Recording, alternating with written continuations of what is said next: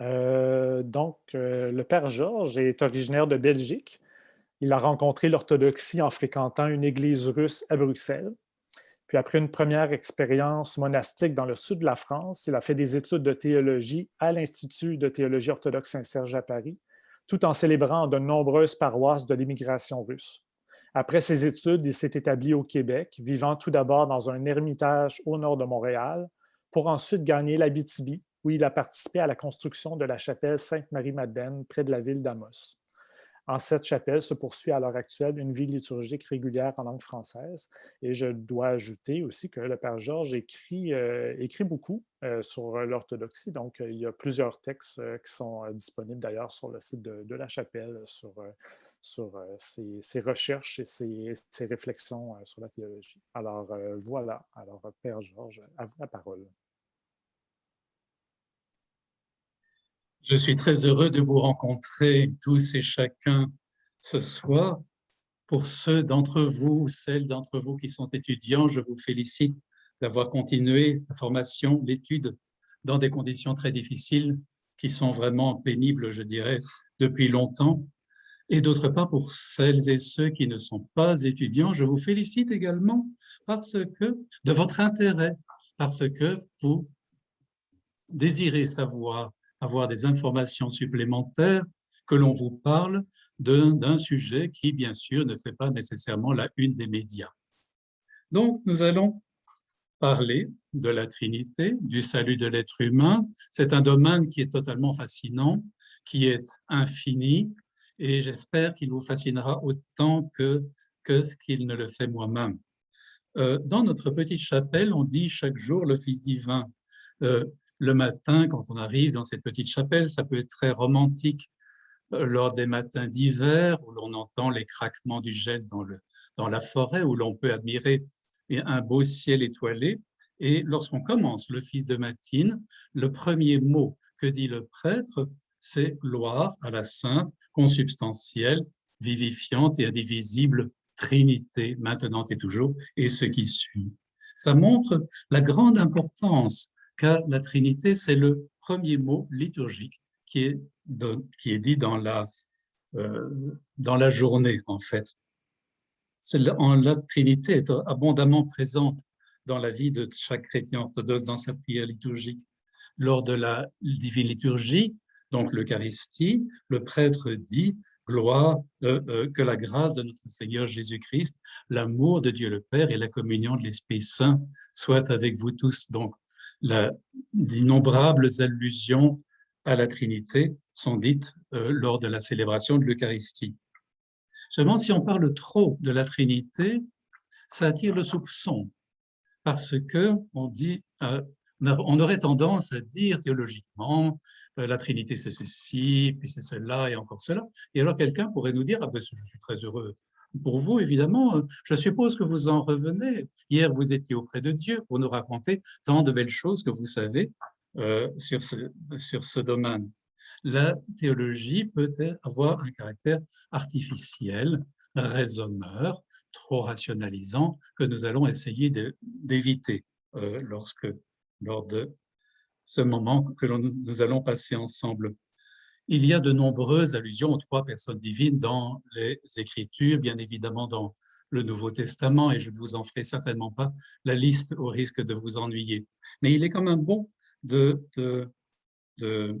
comprendre le sens trinitaire de certains versets du Nouveau Testament sur lesquels souvent on passe sans faire pratiquement attention, sans remarquer vraiment la présence des personnes trinitaires. Bien sûr, la deuxième épître aux Corinthiens, où saint Paul dit cette parole que je viens de vous citer dans la liturgie, que la grâce du Seigneur Jésus-Christ, l'amour de Dieu et la communion du Saint-Esprit soient avec vous tous. Mais donc, il y a l'amour du Père, la grâce donnée par le Christ et la communion dans laquelle nous vivons lorsque nous sommes imprégnés de l'Esprit Saint. Et une autre parole du Nouveau Testament qui est vraiment remarquable, c'est dans la première épître de Saint Pierre, il s'adresse à ceux qui vivent à l'étranger dans la dispersion. Et il leur dit, et je trouve ça magnifique, élus selon la préscience de Dieu le Père, dans la sanctification de l'Esprit, pour obéir à Jésus-Christ et être aspergé de son sang. Est-ce qu'on ne peut pas rêver plus belle description de l'action des trois personnes divines? Mais le terme de Trinité, en tant que tel, apparaît un peu plus tard. Et on l'a dans la langue latine avec Tertullien, à la frontière entre le IIe et le IIIe siècle.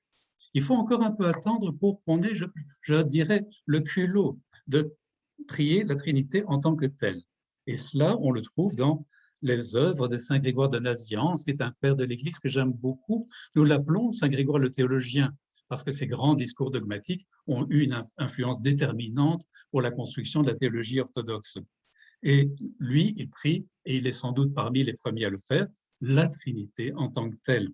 Et là, je dois vous citer vraiment une très belle parole de Saint Grégoire de Nazianze qui nous dit « Je n'ai pas commencé de penser à l'unité, que la Trinité me baigne dans sa splendeur. Je n'ai pas commencé de penser à la Trinité, que l'unité me ressaisit. Lorsqu'un des trois se présente à moi, je pense que c'est le tout, car tellement mon œil est rempli, tant le surplus m'échappe, car dans mon esprit trop borné pour comprendre un seul, il ne reste plus de place à donner au surplus. Lorsque j'unis les trois dans une même pensée, je vois un seul flambeau, sans pouvoir diviser ni analyser la lumière unifiée. » Ça, ce sont des paroles qui datent, je dirais, de l'époque bienheureuse de l'Église, où l'on avait encore une conscience dogmatique toute fraîche, où on ne s'enlisait pas encore dans les ténèbres d'un certain nationalisme ou alors dans un enseignement très limité et horizontal d'une moralité à court terme. Bon. Maintenant, posons-nous la question qui est vraiment essentielle. Qu'est-ce qu'un père? Nous disons notre père. Qu'est-ce qu'un père? Un homme qui engendre un enfant biologiquement, mais sans s'en occuper, n'est pas un père. C'est un géniteur. Un père, c'est quelqu'un qui veut que son enfant vive. Et non seulement qu'il veut qu'il vive, mais il veut lui donner un projet de vie qu'il n'imposera pas. Il le lui suggérera et l'enfant le réalisera suivant la liberté qui est la sienne. Ainsi donc, lorsque nous appelons Dieu Père, nous savons d'une certitude absolue qu'il existe au-delà des apparences quelqu'un qui veut à chaque instant que nous existions, que moi j'existe ici même. Et non seulement qu'il veut que j'existe, mais qui a dans l'esprit un projet pour moi. Nous vivons vraiment, chacun d'entre nous, en tant que chrétien, en tant qu'être humain, nous vivons à l'ombre d'une présence. L'univers n'est pas anonyme, ce n'est pas une grande mécanique cosmique qui va nous écraser dans son rouage, et notamment dans le rouage de la prison d'une réincarnation neutre et anonyme qui nous emprisonnera jusqu'au moment où nous serons détachés absolument de tout et ne serons plus qu'une énergie cosmique confondue dans l'univers. Non, nous vivons à l'ombre d'une présence. Notre présence est voulue, elle est désirée. Notre présence sur cette terre a une importance proportionnelle à celle de celui qui nous veut. C'est cela, un Père, c'est cela, ce Père que nous prions. Et c'est ainsi que Saint Jean de la Croix avait dit cette parole remarquable. Une pensée de l'homme a plus de valeur que l'univers entier, d'où vient que Dieu seul en est digne. C'est une parole admirable, sauf la deuxième moitié, car la conscience que nous avons de notre place et de notre importance dans le cosmos ne peut en aucun cas nous amener à dédaigner le magnifique monde et la splendide création qui nous entoure. Il y a une volonté, donc celle du Père divin, qui nous propose un plan pour notre existence. Et cela, quand on devient un peu vieux, comme je le suis, et qu'on jette un regard sur l'existence qui nous a précédés, mon existence, eh bien, je m'aperçois qu'il y a une cohérence, que se dessine progressivement un plan qui a été voulu par Dieu et que, je dirais, bon an, mal an, vaille que vaille, j'espère, plus ou moins de réaliser. Mais plus j'avance en âge, plus les années s'écoulent, plus je m'aperçois que ma vie a réellement un sens, et ce sens m'est proposé par le Père lui-même. Le Père ne s'est jamais révélé. Il se révèle par la personne du Christ. D'où alors c'est toute cette présentation d'un vieillard avec une grosse barbe et alors une auréole triangulaire sont résolument fausses, vraiment. Non. Ce sont des mauvaises habitudes qu'ont les peintres et les sculpteurs de présenter ainsi Dieu le Père. Alors, je dirais que le Père ne se révèle pas et ne s'est jamais révélé, sauf par trois paroles. Attention, parce que lors de la théophanie, lorsque le Christ se relevait ruisselant des eaux du Jourdain après son baptême par Saint Jean-Baptiste, au moment où l'Esprit apparaissait sous forme de colombe, il y a résonné une parole d'une importance absolument capitale. Tu es mon fils bien-aimé, en toi je me suis complu. Et cette parole s'est répétée à 3 fois, chaque fois dans un moment capital et stratégique de la révélation. Lors de la transfiguration, là aussi, lorsqu'il était en conversation avec Moïse et Élie, il y a eu cette parole, celui-ci est mon fils bien-aimé, en qui je me suis complu, écoutez-le. Et cette parole est revenue à la 3e fois, lorsque, dans le discours qui précédait immédiatement sa passion, effectivement, cette parole identique, mais avec une variante, je l'ai glorifié et je le glorifierai à nouveau. Nous aurons probablement l'occasion de revenir sur cette double glorification du Père vis-à-vis du Fils. Bon, ces emplacements des 3 paroles du Père sont très importants, mais je ne peux pas les développer ici, sinon ça nous développerait, ça nous prendrait la totalité du temps que nous avons. Alors, j'entends déjà une voix de l'une des personnes qui est ici et qui va me dire « Ah, mais non, le Père s'est révélé. » Et l'Ancien des jours dans le livre de Daniel, 7e chapitre du livre de Daniel, il y a l'Ancien qui remet et confie empire, honneur et royaume à un fils d'homme. Hein, ce passage ici, voici venant sur les nuées du ciel comme un fils d'homme, il s'avança jusqu'à l'Ancien, à lui fut conféré empire, honneur et royaume.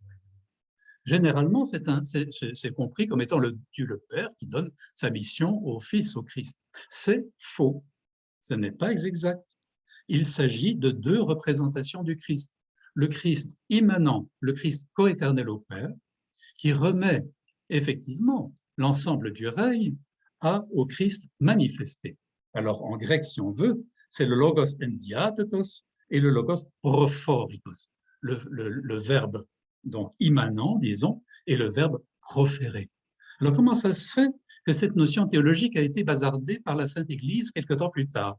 On n'a pas gardé cette notion théologique, et moi je trouve que c'est bien dommage, mais c'est simplement pour éviter la notion de 2 Christ parallèles. Il y a le Christ divin, hein, et alors le Christ humain. Le Christ divin ressuscite, fait des miracles, et le Christ humain souffre et pleure, etc.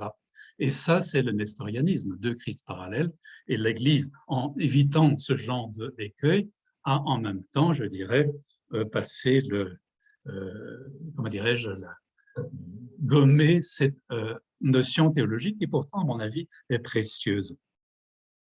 Le Christ donc révèle le Père. Il y avait l'apôtre Philippe qui a commis l'imprudence de dire au Christ « Ah, ben voilà, en fait, bon, montre-nous le Père et ça nous suffit. » Mauvaise question, vraiment. Il a perdu l'occasion de se taire. Le Christ a tout simplement répondu « Qui m'a vu a vu le Père. » Mais est-ce que c'est une sorte est-ce que le Christ se défile? Est-ce qu'il donne, au fond, je dirais, il dit n'importe quoi pour éviter de devoir répondre à cette question un peu compromettante? Non, en réalité, il faut comprendre une notion très importante que l'on dit rarement, c'est que le Père, non content de nous vouloir notre existence, non content de nous proposer notre projet de vie, le Père est la source ultime, la source d'où tout provient, jusques et y compris, et c'est étonnant d'ailleurs, jusques et y compris la divinité. car le Fils est Dieu parce qu'il reçoit sa divinité du Père. C'est quand même ça le sens du fait que le Christ soit engendré du Père. Et l'Esprit est Dieu parce qu'il reçoit sa divinité du Père. Et c'est cela le sens de la parole lorsqu'on dit l'Esprit procède du Père. Alors, pourquoi est-ce qu'il y a deux termes différents, engendrer et procéder, pour ce qui est en fait la même action, le don de la divinité? Premièrement, il faut bien dire une évidence, c'est que le Christ et l'Esprit sont tous deux entièrement Dieu. Il n'y a pas de Dieu moins un.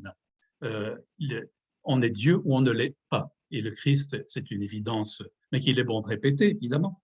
Le Christ et l'Esprit sont pleinement, absolument et intégralement Dieu. Mais il y a deux termes différents. Pourquoi? Parce qu'il s'agit de relations personnelles. Et tout ce qui est personnel est unique. Lorsque j'ai un ami et que je converse avec cet ami, la relation que j'ai avec cet ami n'est pas la même que celle que j'ai avec mon autre ami. Tout ce qui est personnel est unique, ne peut pas même se répéter. Ce qui est personnel n'est pas interchangeable. Et c'est une intuition que l'on retrouve dans l'Église orthodoxe. Par exemple, pour l'Eucharistie, jamais, si on veut bien respecter la bonne tradition, mais je pense que c'est le fait, jamais on ne mélange les saints dons, donc le pain et le vin consacré, d'une liturgie à celle d'une autre. Pourtant, c'est identique, c'est vraiment le corps et le sang du Christ, vraiment. Bon, sous les apparences du pain et du vin. Mais il s'agit d'une relation personnelle que nous avons avec Dieu. Donc, on ne mélange pas les espèces, même d'ailleurs pour la communion donnée aux malades. C'est une notion, mais qui montre bien, je dirais, presque la coquetterie de l'Église, qui veut respecter cela. Cette spécificité irremplaçable du personnel veut le respecter jusque dans le moindre petit détail. Ainsi donc, le Saint Cyril d'Alexandrie, qui est un génie d'ailleurs, auteur docteur de l'Église, IVe siècle, comme tout, à la limite, je dirais très souvent, comme toujours le IVe siècle, parce que ça a été une période incroyablement féconde. Donc, nous donne un texte qui nous précise bien l'aspect source du Père. Voilà ce qu'il dit. Le Fils fut toujours dans le Père comme dans une source, ainsi qu'il l'a dit de lui-même. Je suis issu du Père et je viens. Le Père doit donc être considéré comme une source, et le Verbe était en lui sagesse, puissance, caractère, splendeur, image subsistante. Et il ne fut aucun temps où le Père fut sans Verbe, sans sagesse, sans caractère et sans splendeur. Il est nécessaire de confesser que le Fils est éternel, puisqu'il y est tout cela relativement au Père éternel. On n'y contredit pas en disant que le Fils subsiste dans le Père, qui est la source, car le mot source signifie seulement ici que le Fils procède du Père. Ainsi donc, Dieu le Père est principe du Fils uniquement parce que celui-ci en procède. D'accord, je veux bien, c'est compliqué. Mais ça, c'est le style de Saint Cyril d'Alexandrie, qui est extrêmement riche dans son expression, et souvent, il faut le relire pour en retirer toute la substance. Plus simplement, donc récapitulons, le Père est source de la divinité du Fils, et car il l'engendre, le Père est source de la divinité de l'Esprit, car l'Esprit procède du Père, le Fils et l'Esprit Saint sont tous deux pleinement Dieu, car il n'y a pas donc de Dieu moins quelque chose. Bon. Classiquement, quand on parle du Christ, on parle de deux natures et d'une personne. C'est ce qu'on entend, je dirais, quand on fait les premiers éléments d'études de théologie. Et c'est tellement classique que là aussi, on n'y fait pas tellement attention. Le Christ a une personne, pardon, en deux natures. Bon. Mais finalement, qu'est-ce qu'une personne au juste? De quoi parlons-nous lorsqu'on parle d'une personne? C'est un mot qu'on utilise absolument tous les jours. Je dirais à la limite, c'est un mot valise, un peu comme le mot Dieu, parce qu'on y met à peu près, je dirais, n'importe quoi. Bon. Alors, en Occident, nous avons une définition précise de la personne qui apparaît au VIe siècle. Elle nous est donnée par un certain Boès, donc né vers 470, décédé 525, ministre de Théodoric, donc il fut membre du Sénat romain, personnage important, philosophe pénétré de culture grecque et romaine.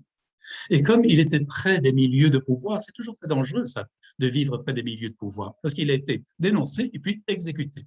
Bon. Quand il était en prison, en attendant d'être exécuté, il a écrit son célèbre ouvrage, Les consolations de la philosophie. Bon, il a donc terminé tragiquement sa vie. Mais en attendant, il a pu nous donner la définition de la personne. Et comble du luxe, je vous la donne en latin, avec bien sûr la traduction. Persona est nature rationalis individua substantia. C'est ce que tous les étudiants connaissaient par cœur à l'époque où l'on apprenait la théologie d'école. Bon. Bien sûr, bon, signification, la personne est substance individuelle d'une nature rationnelle. Est-ce que vous avez compris ça? Ben moi non plus. C'est vraiment expliquer une notion mystérieuse par une formule qui est encore plus obscure. Bon. Alors que cette définition scolastique de la personne a causé toutes sortes de problèmes au fur des temps, et je ne vais pas vous relater tout le processus intellectuel que ça a donné. Bon, ce serait très long, et je dirais, je crois que ça vous ennuierait beaucoup. Mais dans l'Église du premier millénaire, on a une définition, heureusement d'ailleurs, de la nature et personne qui est beaucoup plus simple. Tout simplement, la nature est ce que nous avons en commun. Tous, vous, mes amis et amis qui êtes ici, nous partageons tous, nous avons le bonheur de partager une commune nature humaine. Et la personne, c'est ce qui nous est, à chacun d'entre nous, particulier. Ce sont chacune des caractéristiques qui nous constituent, qui sont tout autant des caractéristiques physiques, la couleur des yeux, etc., que mentales, notre héritage intellectuel et bien sûr spirituel, qui est tout à fait spécifique. Alors, cette définition de la personne, on la trouve chez saint Basile le Grand, qui est lui aussi un personnage d'une importance considérable dans l'Église orthodoxe et aussi du IVe siècle. Et il a écrit sa lettre à Amphiloque, qui est bien connue dans les études théologiques. Et on utilise les termes de hypostasis pour la personne et ousia pour la nature. Alors, je vais d'abord, en citant le texte de saint Basile, tout simplement traduire ousia par nature et hypostasis par personne, sinon le texte devient difficile à comprendre. Mais à l'époque, c'était des termes flous. C'était un peu comme aujourd'hui le terme d'essence. L'essence, c'est quoi l'essence? L'essence, ça dépend de la philosophie dans laquelle on se trouve. Et à l'époque, la nature et personne étaient des termes qui n'étaient pas particulièrement définis. Alors, l'Église a décidé de façon, je dirais, arbitraire, de se mettre d'accord une fois pour toutes, que de dire aussi nature, c'est ce que nous avons en commun, et c'est ce que Dieu a en commun en sa divinité, par exemple. Et hypostasis, c'est on se met d'accord pour dire que c'est la personne. Bon, ça, au moins, il n'y a pas de discussions fumeuses basant sur des difficultés terminologiques. Mais justement, des discussions fumeuses sur des difficultés théologiques, il y en a eu, parce que très malheureusement, aussi, c'est une forme du verbe être. Mais hypostasis, c'est la préposition hypo en dessous, et stasis, bon, ce qui se tient. Tandis que en latin, substantia a la même étymologie. Sub, en dessous, stare, stantia, ce qui se tient en dessous. Donc, je dirais le fondement, le support. C'est très malheureux, ça, parce que substantia, en latin et dans la théologie latine, ça a servi à désigner la nature, alors que hypostasis, chez les Grecs, désigne la personne. Alors, vous imaginez déjà toutes les confusions qu'il y a pu avoir, tous les débats, pour simplement des termes qui se ressemblaient, mais qui n'avaient pas la même signification. Ça, c'est une chose qui est fréquemment arrivée dans l'histoire de l'Église. C'est important de définir ces termes, parce que sinon, on peut passer des amères disputes pour des questions je dirais, de définition mal posée. Ainsi donc, le Saint Basile nous dit nous donne un bon aperçu de ce qu'est la nature et la personne. Donc, il nous dit, la nature et la personne ont entre elles la même différence qu'il y a entre le commun et le particulier. En ce qui concerne le Père, il faut confesser ainsi la foi. Ce qui est commun, c'est la divinité. Ce qui est particulier, c'est la paternité. Et puis, il faut réunir ces notions et dire, je crois en Dieu, le Père. De même, Dans la confession du Fils, il faut faire la même chose, unir ce qui est particulier à ce qui est commun et dire « je crois en Dieu le Fils ». Et pour l'Esprit Saint, il faut conformer ces paroles à la suite logique des idées qu'on exprime et dire « je crois au divin Esprit Saint ». Ainsi, l'unité sera complètement sauvegardée dans la confession de l'unique divinité, et ce qui est particulier aux personnes sera confessé dans la distinction des propriétés particulières que la pensée attribue à chacune. Bon, le Fils, c'est le fait d'être engendré, par exemple. Le Père, c'est d'être non, justement inengendré là aussi. Bon, c'est un peu compliqué ça. Mais heureusement, l'humain s'est aperçu que c'était un exposé un petit peu compliqué. Et donc, dans sa lettre au comte Terence, parce qu'il a eu un abondant courrier que nous avons toujours, il nous explique ça d'une façon beaucoup plus claire. S'il faut que nous exprimions brièvement notre sentiment, nous dirons que le rapport qui existe entre le commun et le particulier est le même que celui qui existe entre la nature et la personne. Chacun de nous participe à l'être par le principe commun de la nature, et il est un tel ou une telle par ses caractères propres. Donc ça, c'est vraiment très clair. Mais c'est quoi une personne? Une personne, c'est vraiment quelque chose, une notion qui est extraordinaire, comme est extraordinaire la réalité que ce mot recouvre. Dans la relation que j'ai avec une personne, il se passe quelque chose de vraiment spécial. Quand j'ai devant moi une personne, je suis incapable de faire le tour de sa personnalité. Une personne n'est pas un objet que je pose devant moi. Ce n'est pas un caillou dont je peux faire l'analyse pratiquement jusqu'aux particules élémentaires. Je suis incapable de connaître complètement une personne. Je suis incapable d'épuiser la connaissance que j'ai d'une personne. Tous les jours, je vais découvrir des aspects nouveaux et imprévus de la personne. Je suis la personne est un abîme d'inconnaissance. Ça veut dire que c'est la source inépuisable d'une perpétuelle nouveauté, de perpétuelle découverte. Je commencerai toujours à la découvrir. Je n'aurai toujours des surprises et des émerveillements. Et c'est cela la caractéristique d'une personne par rapport à une chose. C'est l'infini de la découverte. En la personne se trouve l'abîme de l'inconnaissance. Je ne puis absolument jamais et en aucun cas prétendre à avoir une connaissance absolue et définitive, exhaustive d'une personne. La personne est une sorte d'hologramme qui est réuni en elle, en laquelle se récapitule la totalité de l'univers. Et c'est la raison pour laquelle, si par malheur je tue une personne, je ne tue pas seulement un individu, mais c'est un univers entier que je fais disparaître. Alors, est-ce que vous comprenez pourquoi Dieu est nécessairement une personne, que Dieu est impersonnel dans tous les aspects de son être? Car en fait, la personne, c'est l'état le plus complexe qui puisse exister.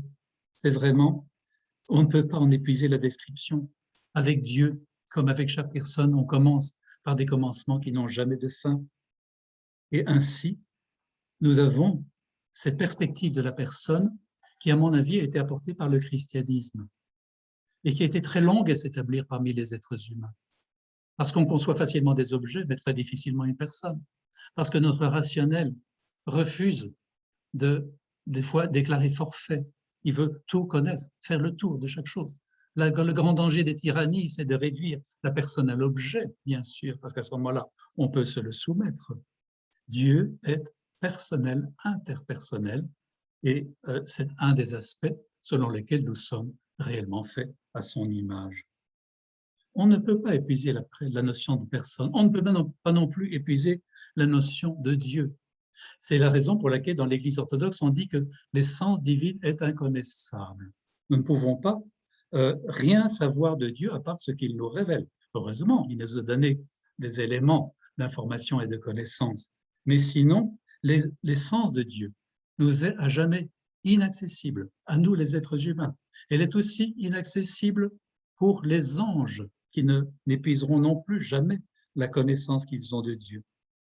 Lorsqu'on dit que Dieu est un, ça n'est pas un chiffre, parce que c'est simplement essayer d'éviter de faire de Dieu une réalité philosophique, une sorte de sphère suspendue en l'air, à laquelle on ne peut d'ailleurs pas communiquer, avec lesquels on ne peut pas participer. Si on dit que Dieu est trois, ce n'est pas non plus un chiffre. C'est pour éviter la multiplicité infinie de Dieu, qu'on le retrouve dans toutes les forces de la nature, dans une source, dans le tonnerre qui tombe, ou alors dans des phénomènes, un rocher de forme étrange, ou des phénomènes naturels qui défient la normale. C'est pour éviter cela. Les trois n'est assurément pas un chiffre. Tout cela, ce sont des symboles qui dépassent toute réalité que l'on peut humainement concevoir. Ainsi donc, le Christ est une personne divine en deux natures. Une nature divine coexistante au Père éternel et une nature humaine qui a commencé en un point de notre histoire. Ça aussi, je dirais qu'on y est habitué. Et d'ailleurs, c'est le Concile de Chalcédoine qui a finalisé cette formulation en 451. Le Concile nous dit que les deux natures, en son unique personne divine, ces deux natures se sont unies sans confusion, sans changement, sans division et sans séparation. Il y a vraiment eu, je pense, un éclat de lumière venant de l'Esprit Saint lorsque ces quatre caractéristiques ont été annoncées.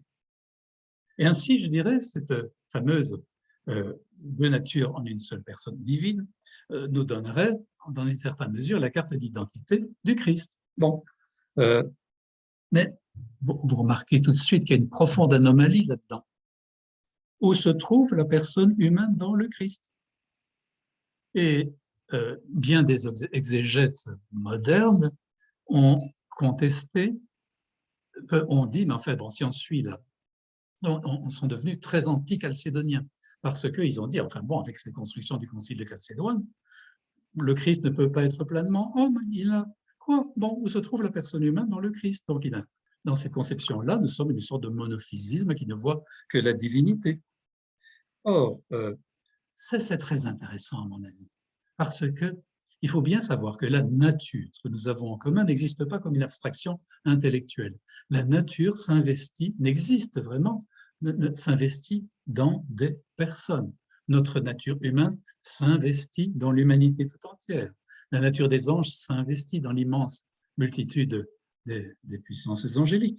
Et également, le Dieu s'investit dans la nature divine, s'investit dans les trois personnes divines. Tout cela est très bien, sauf que pour le Christ, qu'est-ce qu'il en est? Bon, du côté divin, ça marche très bien. Hein? La nature divine du Christ s'investit dans sa personne divine. Bon. Et sa nature humaine, qu'est-ce qu'elle devient? Eh bien, elle s'investit, je dirais, en biais dans sa personne divine. Il y a un terme pour ça, c'est en hypostaton. L'en-hypostaton est un terme qui apparaît avec Léonce de Byzance, donc qui a terminé sa vie en 541.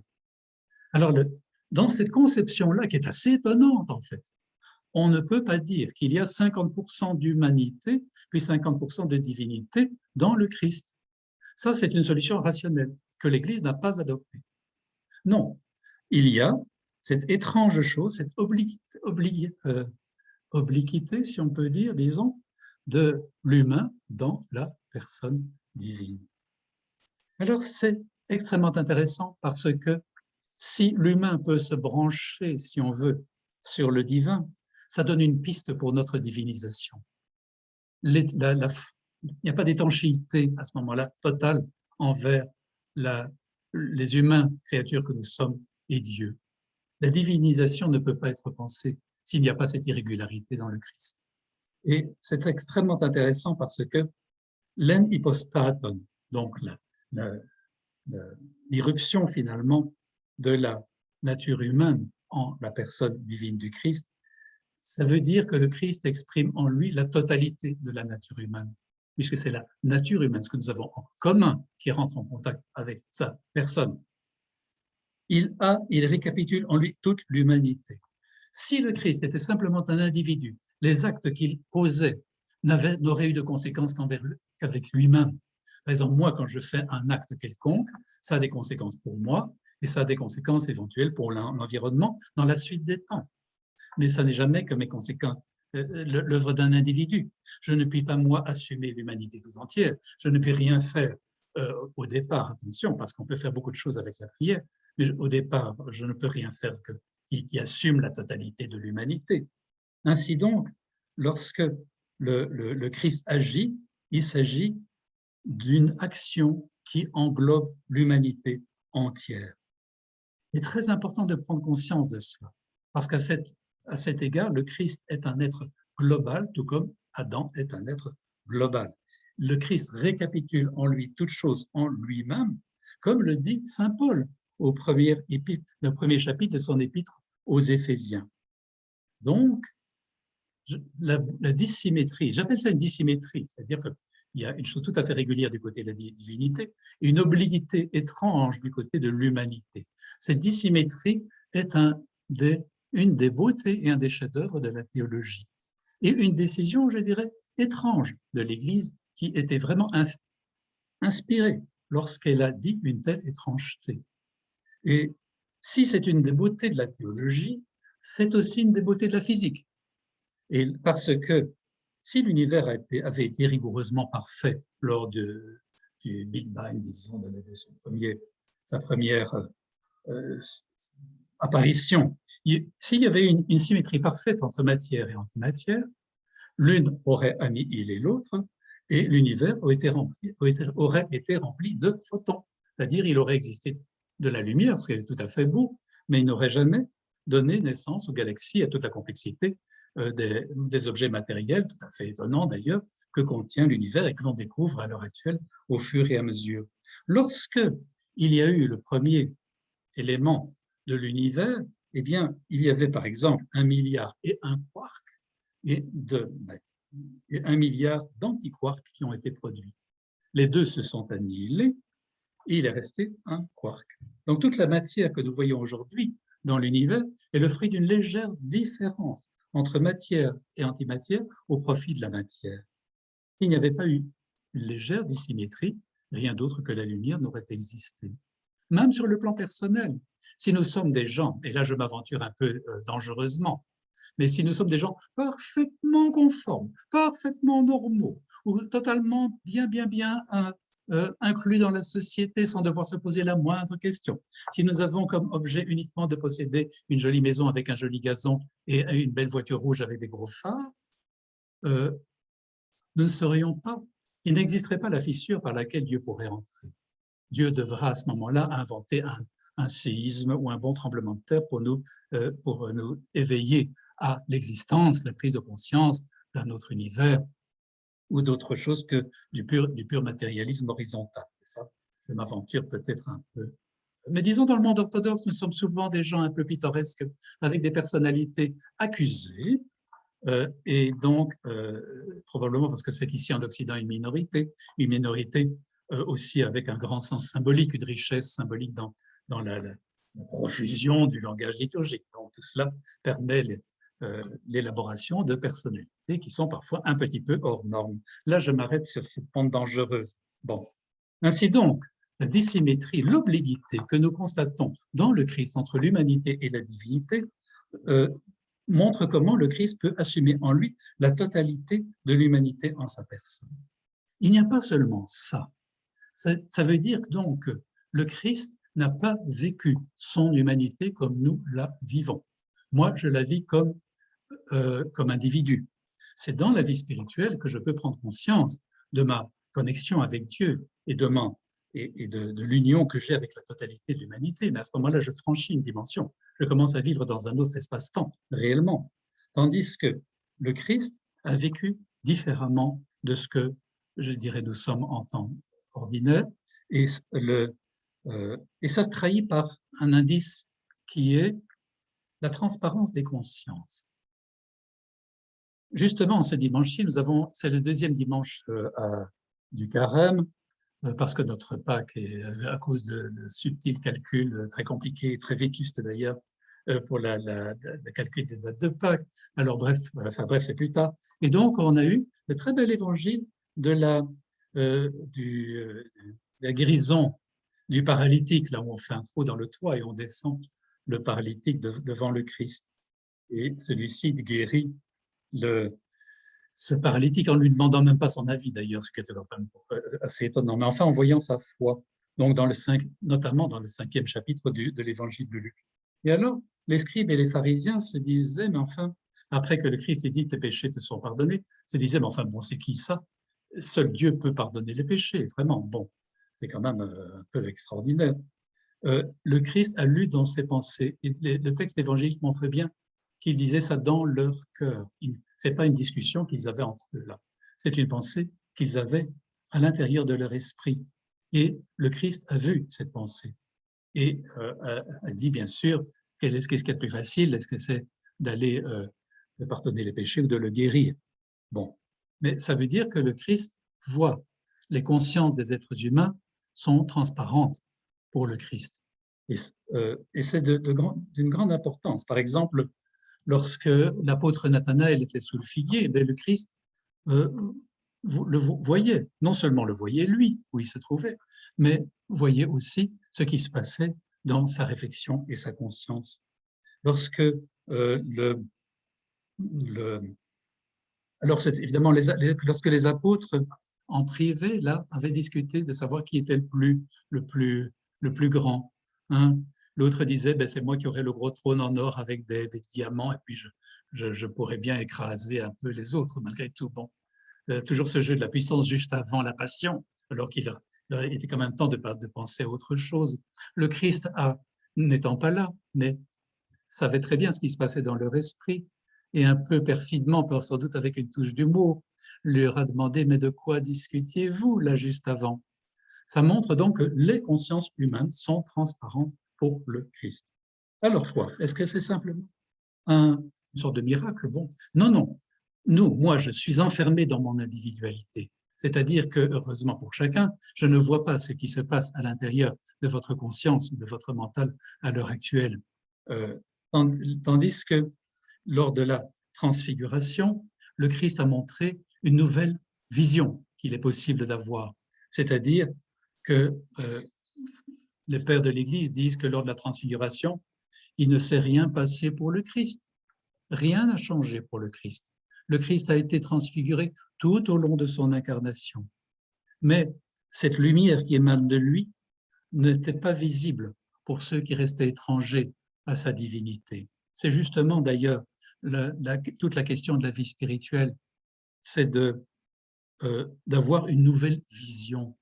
Quand on dit qu'il faut arracher son œil de chair, ce n'est pas pour arracher l'œil biologique, évidemment, mais c'est pour souligner avec intensité le fait que la vie de prière nous ouvre à une vision, la vision du divin, qui est autre que notre vision terriblement limitée que nous avons uniquement du point de vue biologique.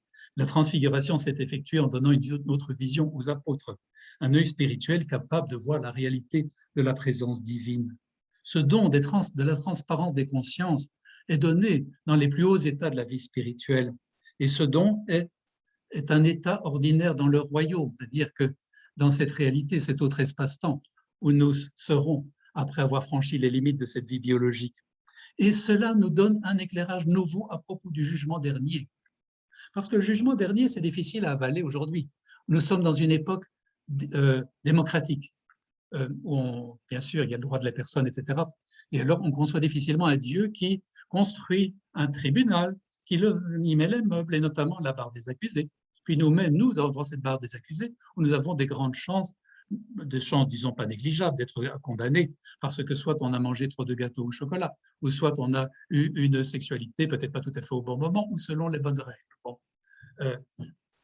Ça frise l'absurde, disons. C'était une image qui était appropriée, bien évidemment, mais à l'époque où l'on était carrément sous des souverains absolus.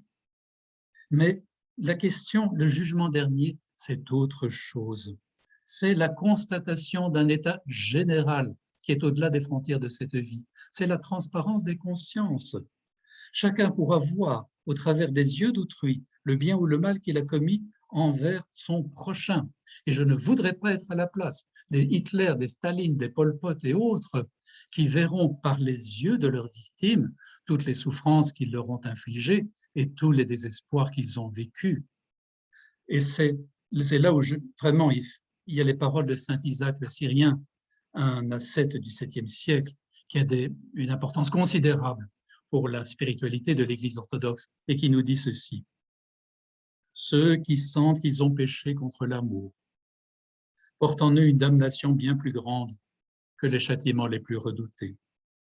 La souffrance que met dans le cœur le péché contre l'amour est plus déchirante que tout autre tourment.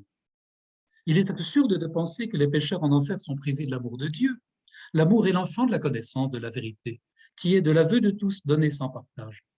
Mais par sa puissance même, l'amour agit de deux manières. Il tourmente les pécheurs, comme il arrive ici-bas, qu'un ami tourmente son ami. Mais il réjouit en lui ceux qui ont gardé ce qu'il fallait faire. Tel est à mon sens le tourment de l'enfer, le regret. Mais les âmes des fils d'en haut sont dans l'ivresse des délices. Ainsi donc, évitons de dire que le Christ n'a pas de personne humaine, disons-le positivement en disant que le Christ assume la totalité de la nature humaine par ce qu'on a vu comme l'em hypostatum. Et là, je dois citer un mystique catholique du XXe siècle, le père en Maurice Zundel. Bon. Je l'aime bien, mais je ne peux pas accepter sa théologie trinitaire, qui est de son éducation et de son époque. Mais il a le sens de la formule parce qu'il a authentiquement vécu avec le Christ et il est capable de dire ça de façon très juste. Alors il nous dit ceci. Comment un homme peut-il être l'homme? Comment un homme peut-il contenir tous les autres? C'est ce qu'il fait de lui-même, ou qu'il soit constitué dès l'origine, comme un espace immense, un espace illimité, un espace où chacun peut être accueilli comme chez lui. L'humanité de Jésus, cette humanité universelle, est présente à tous les hommes et est capable de les contenir tous. C'est un monde nouveau, une humanité nouvelle, un Dieu tout neuf, une histoire qui commence, dont l'unité se fait jour en celui qui est capable de l'unifier en un seul projet. Le Christ n'a rien d'exclusif. C'est saint Athanase d'Alexandrie qui disait « Ce qui n'est pas assumé n'est pas sauvé ». C'est l'intégralité de l'humanité qui est assumée et sauvée par le Christ. Il n'y a aucune exclusivité et aucune exclusion dans la personne du Christ. Il récapitule l'humanité entière en sa personne. Oui, j'ai encore un petit instant pour vous donner un extrait de saint Irénée de Lyon, IIe siècle. Il est encore dans le feu, c'est ça qui est extraordinaire avec saint Irénée, dans le feu de la prédication apostolique. Il est encore très proche finalement. Il est disciple d'un disciple du saint apôtre évangéliste Jean. Et à mon avis, saint Irénée de Lyon, son œuvre, c'est ce qu'il y a de plus beau et de plus remarquable dans toute la théologie. On n'a jamais fait mieux et on trouve tout là-dedans. Il dit, le Seigneur est celui qui a récapitulé en lui-même toutes les nations dispersées à partir d'Adam, toutes les langues et les générations des hommes, y compris Adam lui-même. C'est aussi pour cela que Paul appelle Adam lui-même la figure de celui qui devait venir au chapitre 5 de l'Épître aux Romains. Car le Verbe artisan de l'univers avait ébauché d'avance en Adam la future dispensation du salut de l'humanité dont se revêtirait le Fils de Dieu. Dieu ayant établi en premier l'homme psychique, afin de toute évidence qu'il fût sauvé par l'homme spirituel. Donc, notre mission à nous, c'est de réaliser en notre personne ce qui est d'ores et déjà accompli en notre nature humaine. Ah, bon, c'est beau. Et je fais comment? Donc, nous ne pouvons absolument pas faire autrement que de commencer à parler de l'Esprit Saint. Bon, l'Esprit Saint n'est pas la mentalité que le Christ aurait laissée à ses amis les disciples. D'abord, ceux qui ont accompagné le Christ ne sont pas des amis, ce sont des disciples. Le Christ est un enseignant. Deuxièmement, ça n'est pas l'esprit qui règne dans un groupe comme une certaine exégèse est en train, disons, parfois l'affirme.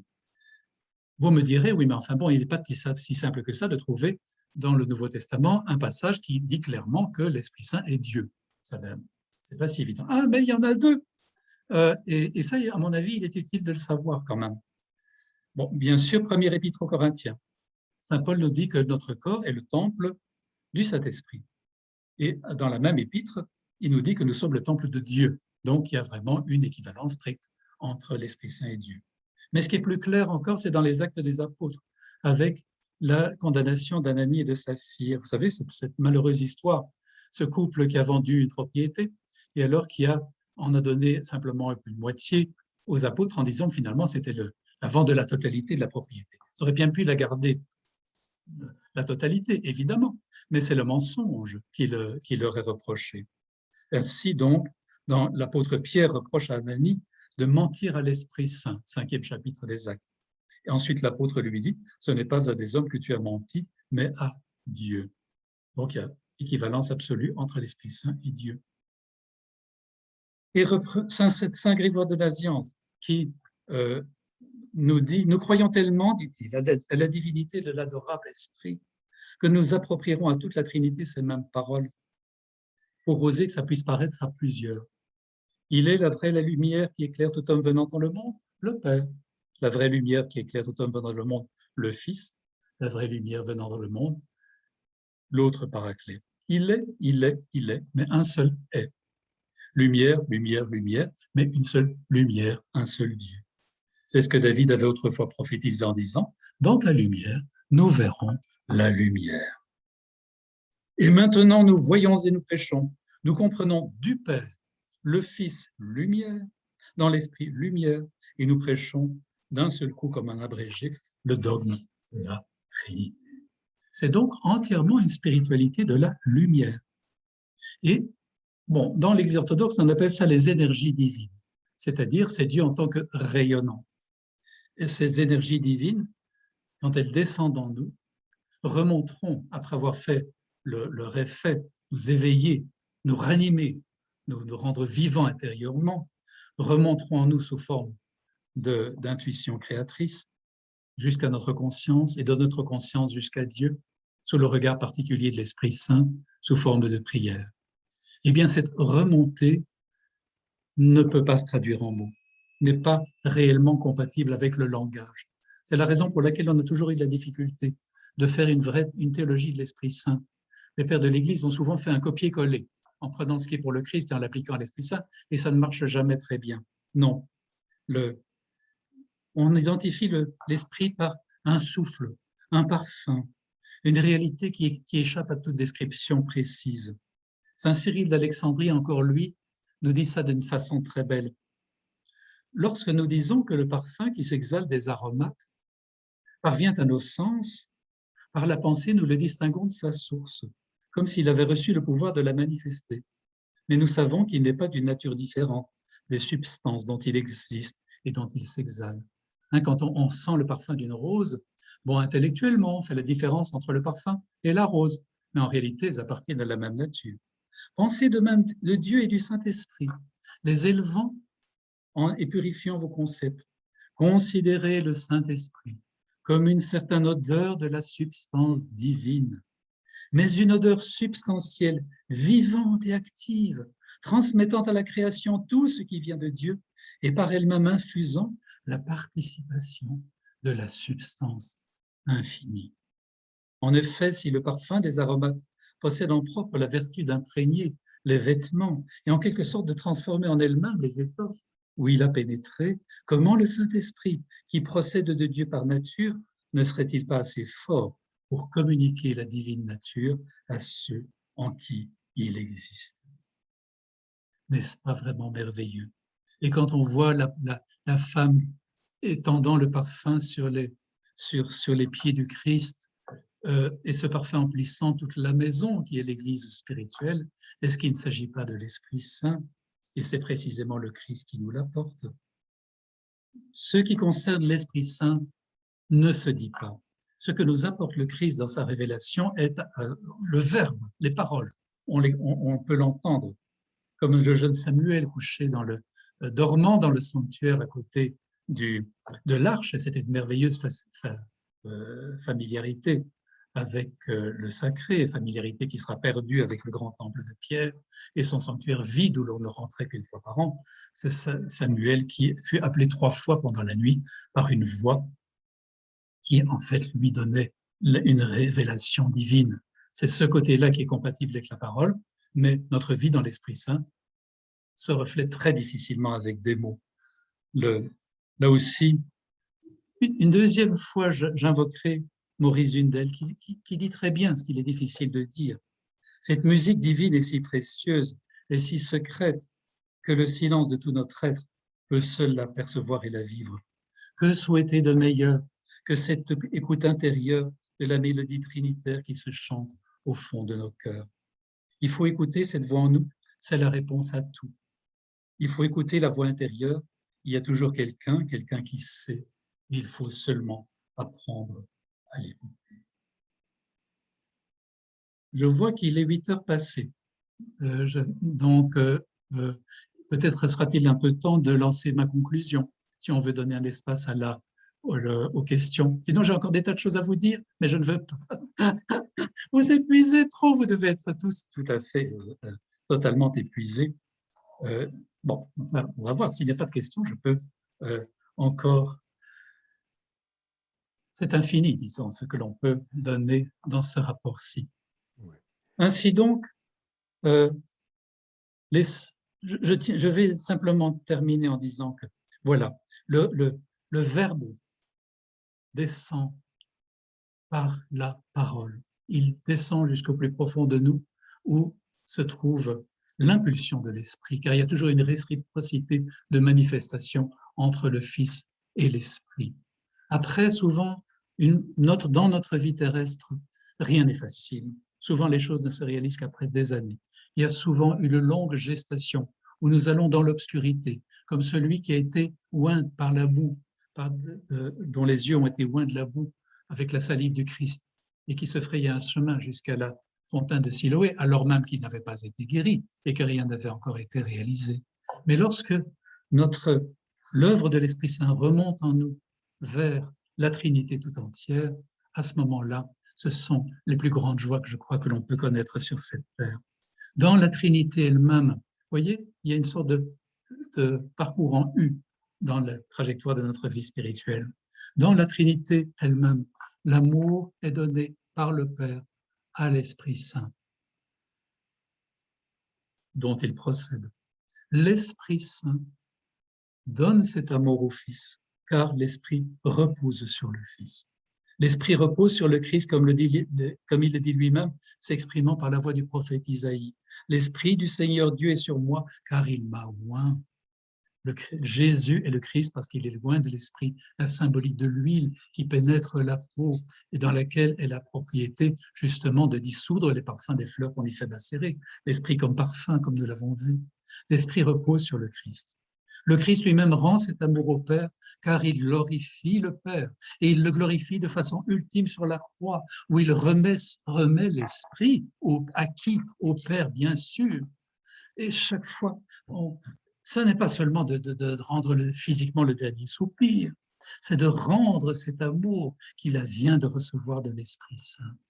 Tandis que le Père lui-même glorifie le Fils, une double glorification, en faisant passer par lui la révélation qui nous illumine. Ainsi, je trouve que la grande découverte, c'est de s'apercevoir que la vie intime de la Trinité est une reproduction en miroir de ce qui se passe dans notre vie spirituelle. Ainsi, cette expression sur laquelle j'insiste, parce que c'est souvent une cause de malentendu entre l'Occident et l'Orient. Quand l'Église orthodoxe n'aime pas la notion de l'Esprit qui procède du Père et du Fils, évidemment, mais ça ne veut pas dire que l'on nie le fait que l'Esprit repose sur le Fils. C'est une des clés de la vie spirituelle. Et le fait que l'Esprit repose sur le Christ est fréquente dans les textes liturgiques que nous chantons. Ce texte du lundi de Pentecôte que nous chantons dans notre tradition liturgique. Venez tous les peuples, adorons en 3 personnes l'unique Dieu, dans le Père, le Fils, avec le Saint-Esprit. Car le Père engendre le Fils hors du temps, partageant même trône et même éternité.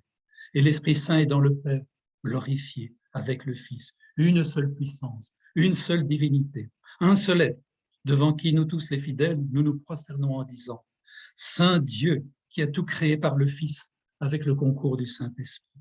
Saint fort par qui le Père nous fut révélé et par qui le Saint-Esprit en ce monde est venu. Saint Dieu et immortel, Esprit consolateur, qui procède du Père et repose dans le Fils, Trinité Sainte, gloire à toi. » Sans doute dans l'esprit de l'une ou l'autre, l'un ou l'autre, il y a quelques questions qui se posent. Et toutes les questions sont bienvenues, quelles qu'elles soient, de quelle nature qu'elles soient.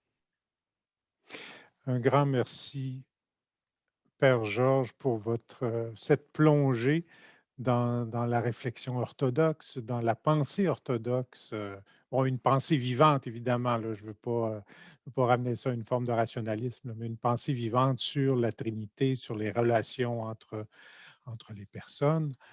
Donc, je veux pas prendre plus de temps qu'il ne le faut là, pour faire la transition vers la période de questions. Je vous invite à signifier par la conversation euh, si vous voulez prendre la parole et poser une question, et nous pourrons entendre les questions oralement. Mais s'il vous plaît, le signifier par la conversation, par le chat, parce que les écrans sont un peu petits. C'est difficile de voir une main qui se lève dans un si petit écran. Alors, la parole est à vous.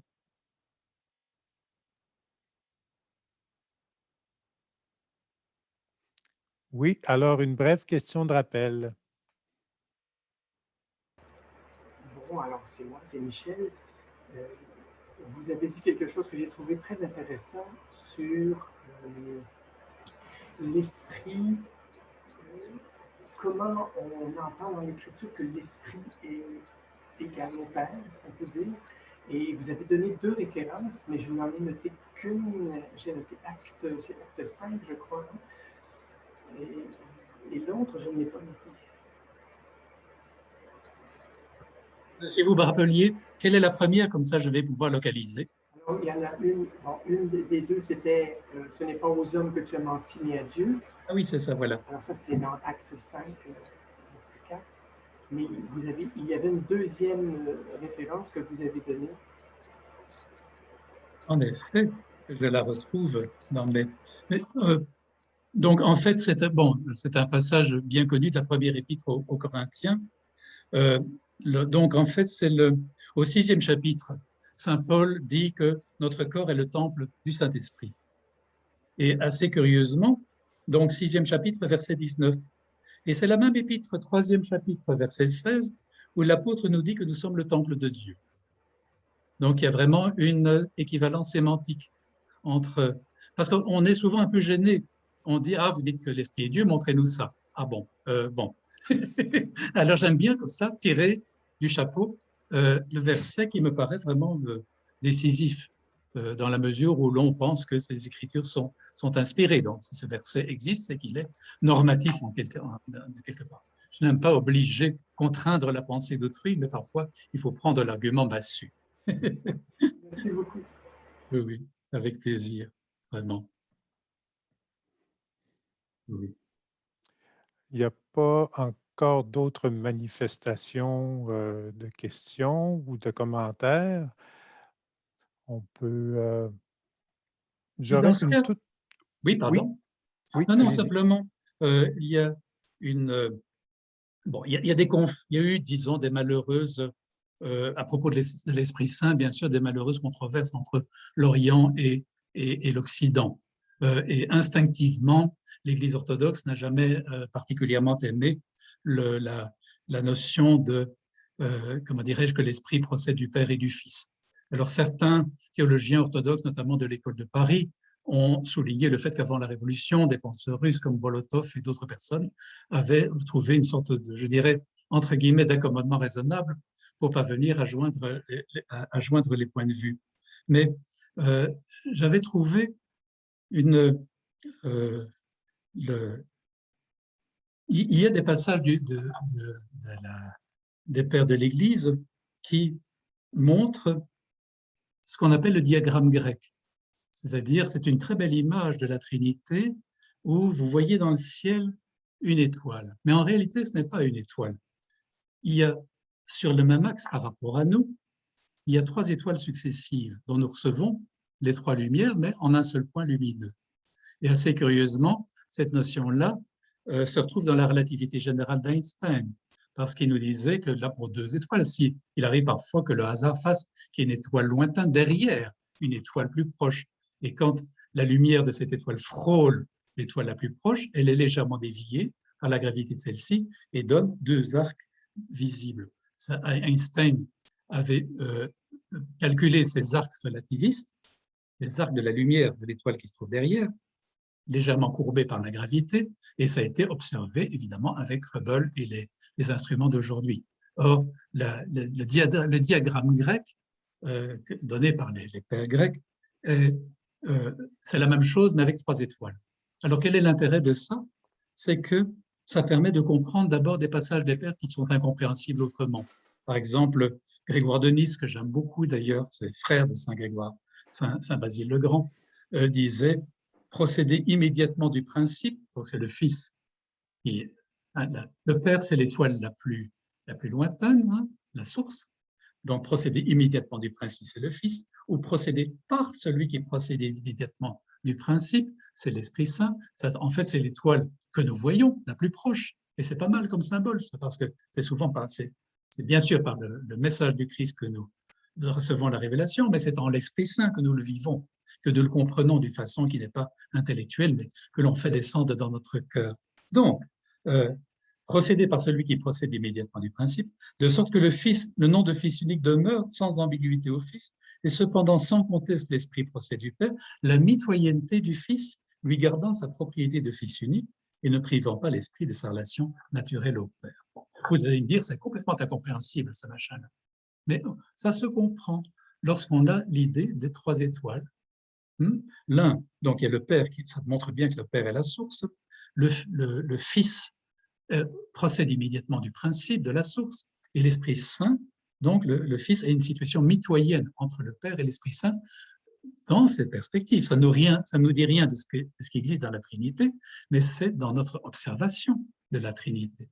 Donc, et souvent, c'est été pris évidemment par la théologie occidentale comme un support de la notion du Père et du Fils. Bon, tout ça n'a aucune espèce d'intérêt, mais c'est pour montrer que pour l'orthodoxie, l'important, c'est que la Trinité n'est pas un couple divin. La Trinité, c'est 3 personnes. Et ça n'est pas 2 personnes, Père, Fils, et une relation. Parce que la relation n'est pas une personne. Quand moi j'aime quelqu'un ou la relation que j'ai avec cette personne n'est pas un 3e intervenant, n'est pas une 3e personne. Alors, ça n'est pas pour contester uniquement et stérilement une certaine forme de théologie occidentale, et particulièrement la théologie scolastique. C'est simplement parce que, pour montrer que la relativité du Saint-Esprit comme lien d'amour entre le Père et le Fils, c'est très estimable, c'est très beau, c'est très poétique. Je pense même d'ailleurs que c'est Saint Bernard qui disait que l'Esprit est le baiser d'amour échangé entre le Père et le Fils. Ce sont de belles images, mais ce ne sont que des images. Parce que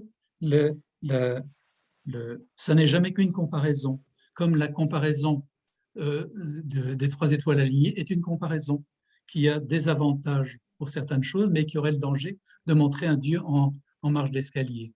Alors Saint Spiridon, qui est très vénéré dans l'Église orthodoxe, et qui est représenté sur une icône, un évêque, donc représenté sur une icône avec un petit chapeau de paille, parce qu'il est d'origine très humble, et même évêque, il ne s'est jamais séparé de son couvre-chef, est représenté avec une brique d'où dégouline de l'eau et sur laquelle il y a une flamme dans les icônes. Et ben, ça, c'est, dit-on, devant le concile, il a représenté une brique pour expliquer la Trinité, en disant qu'en réalité, cet objet est constitué de 3 choses, l'argile, le feu qui lui a donné consistance et l'eau qui a permis de la façonner. C'est très bien, mais ce ne sont jamais que des comparaisons. Et parfois, la théologie s'est laissée prendre à des comparaisons pour aboutir évidemment à des polémiques amères de ce côté-là. Il est important donc de comprendre qu'il y a 3 personnes et non pas un couple divin. Lorsqu'on essaye de catapulter dans le ciel des réalités humaines, ça ne marche jamais. Augustin avait essayé de donner des explications de la Trinité en montrant que c'était 3 facultés de notre intellect. C'est bien, mais ça n'est pas très satisfaisant non plus. Et alors, d'où l'Église orthodoxe est extrêmement rétive, instinctivement, je dirais, vis-à-vis des représentations, par exemple, de la Sainte Famille, ces icônes qui représentent la Sainte Famille. C'est très honorable, mais on ne peut pas, malheureusement, catapulter au ciel la réalité humaine familiale. D'ailleurs, à mon avis, l'enseignement du Christ est particulièrement anti-famille, si j'ose me permettre. Père Georges, il y a 2 questions dans la conversation, si vous permettez. Une première Volontiers. question qui vient de M. Coury. Un auditeur qui m'accompagne aimerait que vous commentiez sur le jugement dernier et la prise de conscience du mal que nous avons fait. mais en rajoutant et de mettre le tout en lien avec le pardon. Oui, voilà. Alors, comment se fait le lien avec le pardon et cette transparence des consciences et surtout du mal qu'on a fait, comment ça s'intègre tout ça? Il y a une chose à laquelle je suis très attaché, c'est que le salut consiste en un changement de lieu.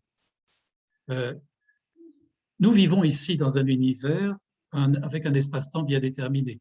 Nous vivons un univers à 4 dimensions, les 3 dimensions de l'espace et la dimension du temps. C'est spécifique à notre univers. Si vous rajoutez une dimension, existe un autre univers, mais que nous ne pouvons pas concevoir, avec lesquels, bon, il existe d'autres nous. Nous sommes un univers fait de matière. Cette matière a l'immense avantage de nous ralentir. C'est à cause de la lenteur de nos neurones que nous pouvons prendre nos décisions et ainsi avoir cette chose extraordinaire qui est le cheminement vers Dieu et la prise de conscience progressive de sa présence en nous. Les anges n'ont pas cette capacité, c'est un autre monde avec un autre espace-temps, où la matière n'a pas d'inertie, par conséquent la pensée est absolue, est limitée, pardon, mais est immédiate, et donc par conséquent le choix fait, proposé par Dieu, qui nous dit à chacune des créatures conscientes, nous donne ce choix. Et il n'y a aucun problème théologique à ce qu'il existe des gens qui habitent dans les exoplanètes. Simplement, je suis persuadé que dans toutes les exoplanètes ou autres mondes, si la même question est posée aux êtres conscients, est-ce que tu acceptes de collaborer et d'être co-créateur avec moi? Ou bien est-ce que tu le refuses parce que tu veux absolument que le monde tourne autour de toi et qu'il n'y ait que toi? C'est la grande question qui est posée à chaque être conscient et qui détermine notre destinée.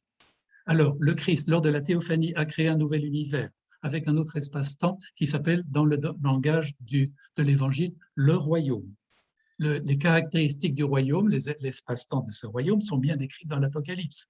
C'est-à-dire, il n'y a pas d'inertie, il n'y a pas d'usure, il n'y a pas d'opacité, il n'y a pas de pesanteur. Et à la fois le déplacement et la réflexion sont à une vitesse, je dirais, et un discernement réellement angélique. Il nous est proposé, le Christ nous donne un passeport. Le passeport, on peut le mettre dans la table du bureau et ne pas s'en servir. On peut ne pas faire le voyage, mais on peut réaliser ce que le Christ nous propose et à ce moment-là, au-delà des limites biologiques de notre vie. Et dès maintenant, par ces pressentiments que nous donne la vie spirituelle, les orthodoxes généralement sont des impatients du royaume, peu impatients d'y être réellement, peut en avoir le pressentiment d'ores et déjà dès maintenant. Nous sommes appelés à changer de lieu et à nous retrouver dans un nouvel espace-temps. Nous sommes sur cette terre à titre d'entraînement, comme un cosmonaute est dans sa piscine pour expérimenter la pesanteur. Lorsqu'il sera rendu de l'autre côté, eh bien, il sera déjà familiarisé avec cette apesanteur, si l'on peut dire. Le service liturgique orthodoxe, par exemple, qui essaie de mimer le royaume de Dieu, n'est jamais qu'un entraînement pour nous, entraîner à cette nouvelle dimension. Alors, lorsque soi-même on comprend cela, on ne condamne plus. Si on condamne, c'est parce qu'on ignore. Si on condamne, c'est parce que l'on estime que ce monde-ci est le seul qui puisse exister, ce qui est une erreur capitale, et ce qui est vraiment le fait d'être borné dans notre perspective. Nous sommes ici en transition dans un camp d'entraînement pour nous entraîner à un autre espace-temps qui est le royaume, où nous serons lors de ce que dit Saint Isaac le Syrien, c'est simplement que nous sommes aujourd'hui dans un décor qui nous met à l'abri. Ça nous permet d'ignorer Dieu si nous le voulons, parce qu'il y a autour de nous toutes les apparences. Si on enlève tout ce décor, comme on enlève le décor du théâtre, la lumière va nous baigner, mais d'une façon phénoménale. Alors, devant la lumière, la fleur que nous sommes, elle peut s'ouvrir et vivre par la lumière. Et alors, si elle se referme de façon devant laquelle Dieu lui-même est impuissant, elle est consumée. C'est un peu comme un verre devant une lumière très puissante qui laisse passer la totalité de la lumière. Mais si ce verre s'obscurcit, la chaleur de la lumière le fera éclater. Alors, j'insiste, il faut d'abord, ce n'est pas une question de judiciaire, c'est une question de changement de lieu et de changement d'espace-temps. que le Christ nous a montré lors de la théophanie. C'est lors de la théophanie qu'il s'est montré comme créateur au-desdessus des eaux fondamentales, avec l'esprit planant par-dessus. Et le Christ ne répare rien. Il ne met pas de vin nouveau dans les anciennes poutres. Il recrée entièrement. Et c'est dans cette nouvelle création que nous sommes invités. Et vraiment, si nous avons conscience de cela, la rancœur est fille de l'ignorance. Si nous connaissons la vaste perspective que nous offre le Créateur, premièrement, nous ne pouvons être que dans la joie. Et alors, les broutilles de l'être humain sont des poussières qui se perdent dans l'infini de la miséricorde de Dieu. La seule chose que Dieu ne peut pas vaincre, c'est notre refus délibéré. Si nous disons Dieu, si nous disons non à Dieu, Dieu n'y peut rien. Dieu est vulnérable devant notre liberté. Les poussières de l'existence et tout ça sera emporté comme la paille par le vent. Et nous les êtres humains, il ne faut pas ravaler Dieu à notre petitesse, notre petit machin, etc. C'est peu probable que ça intéresse réellement Dieu, qui a une conscience immédiate de toutes les galaxies, de toutes les splendeurs de la création qui nous entoure. Mais par contre, il accorde une importance immense à notre oui, c'est-à-dire de dire oui Seigneur, je suis là, viens, fais-toi connaître à moi, parce qu'il veut que nous l'aimions et que nous le connaissions. Et quel est cet amour qui ne veut pas de la connaissance? Si quelqu'un me dit, oh, je dis que je t'aime, mais je ne veux rien savoir de toi, moi je suis certain qu'il ne m'aime pas, bien sûr. Apprenons cette connaissance qui ne passe évidemment pas entièrement par l'intellect, mais surtout beaucoup par le cœur. Merci. Une dernière question. Le temps file, Oui. on approche tout près de la fin.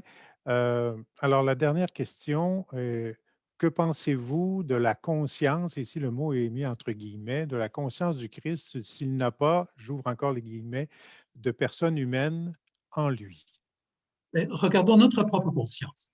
Nous sommes faits d'un corps, notre interface avec ce qui nous entoure, d'une psyché, ce sont nos neurones, ce qui ne fonctionne pas quand on a des problèmes, je dirais, vasculaires, etc. Et alors toute la partie immatérielle, qui est l'âme, le tombeau, le temple dans lequel se trouve, lui, la lumière divine, et notre esprit. L'esprit, c'est la faculté que nous avons pour connaître le divin. Alors, les matérialistes ignorent volontairement une moitié de leur être, c'est-à-dire leur âme et leur esprit. Il faut bien ne pas confondre la conscience et l'intellect et le mental. La conscience vient d'ailleurs. D'ailleurs, la meilleure chose qui la prouve, c'est lors d'expériences à la frontière du vivant. Eh bien, lorsque les neurones sont complètement hors circuit, il y a de nombreux phénomènes de conscience. La conscience reste, elle. Ce qui fait qu'il faut tout à fait distinguer la conscience du psychisme. La conscience reste, même si le psychisme est détruit, et la conscience vient d'ailleurs, c'est-à-dire de la partie immatérielle de notre être. La conscience est l'une des choses qui font partie de ce que l'on appelle notre esprit, c'est-à-dire de notre faculté, la faculté que nous avons de connaître le divin. Et bon, l'âme et l'esprit sont évidemment niés dans leur existence, même par ceux qui sont purement matérialistes ou purement adeptes d'une mécanique, je dirais, une médecine purement mécaniste, ce qui, à mon avis, est une grande ignorance. Merci. Il n'y a pas d'autres manifestations de questions ou de prise de parole.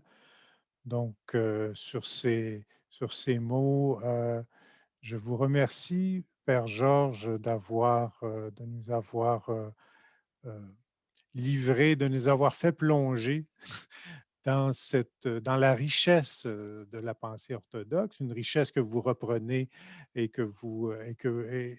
dont que votre verbe porte bien, si vous me permettez. Euh, nous allons terminer maintenant. Je vous invite toutes et tous aux deux autres rendez-vous de ce cycle de conférences autour de la théologie orthodoxe. Comme le disait M. Pépin en début de séance, une première rencontre qui aura lieu le 9 avril sur la tradition apostolique et ecclésiale, et une autre le 16 avril sur l'Église et l'Eucharistie, 2 rencontres qui débuteront à midi et qui seront assurées par des professeurs de l'Institut Saint-Serge de Paris. Donc, c'est un rendez-vous. Là-dessus, je vous souhaite une bonne soirée. Encore une fois, en votre nom, un grand merci au Père Georges et à M. Pépin pour l'initiative et l'organisation de cette rencontre. Et Alors, c'était vraiment une joie d'être avec vous tous et vous toutes. Nous avons pu, malgré, au-delà même des écrans, être dans le même cœur pendant ce moment qui était vraiment privilégié. Un grand merci à tous. Voilà. Alors, bonne fin de soirée et au plaisir de vous revoir dans quelques jours lors de ces 2 rendez-vous. Et si vous voulez plus d'informations sur ces 2 rendez-vous, je vous invite à vous rendre sur la page web de la faculté que j'écris ici dans le chat. Voilà, donc au www.ftsr.ulaval.ca et vous trouverez les détails des 2 rencontres prochaines, celle du 9 et celle du 16 avril. Donc là-dessus, encore une fois, bonne soirée et à une prochaine. Eh bien, et que le Seigneur vous garde. Merci, Père Georges. Au revoir.